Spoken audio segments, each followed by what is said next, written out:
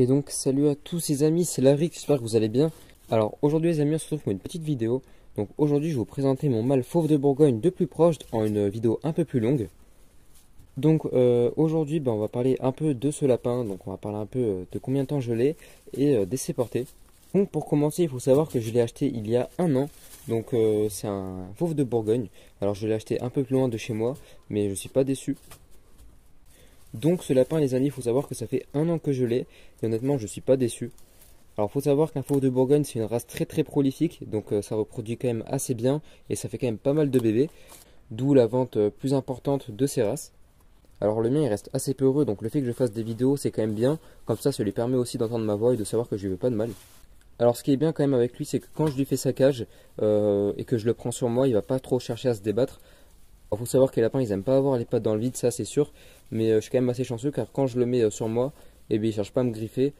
Alors des fois il mordit un petit peu, mais ça c'est pas grave, on peut pas lui en vouloir, c'est un peu l'instinct on va dire, mais ça reste un super pépère. Donc je l'ai fait reproduire une fois avec ma femelle géant papillon et j'ai obtenu 8 bébés, donc ça reste comme une bonne moyenne malgré tout, même si j'ai eu des lapines qui m'en ont fait 16, mais là il y avait des problèmes je pense.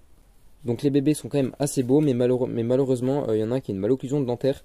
Alors bon là c'est pas un problème de consanguinité parce que évidemment ils font partie de deux élevages distincts, donc c'est pas possible que ce soit ça. Mais des fois malheureusement il y a des lapins, ils vont avoir des problèmes, et ça c'est pas forcément de la faute de l'éleveur. Donc celui-là il a reproduit qu'une seule fois, dès que j'aurai vendu mes deux derniers lapins, donc il y en a un je pense qu'on va pas le vendre, on va simplement mettre fin à sa vie pour éviter qu'il souffre de trop.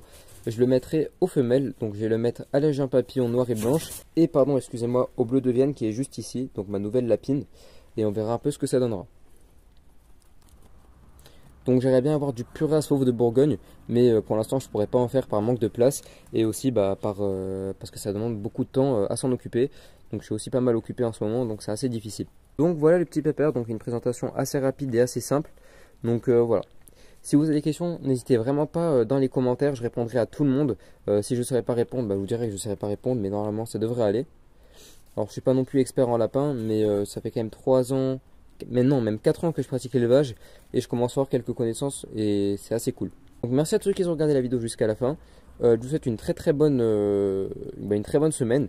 Là actuellement on est en vacances, alors personnellement je suis pas encore en vacances, je suis en vacances dans une semaine et j'aurai qu'une seule semaine, mais c'est déjà bien. Donc bonnes vacances à tous ceux qui sont en vacances et je vous dis à très bientôt pour une nouvelle vidéo. Salut à tous!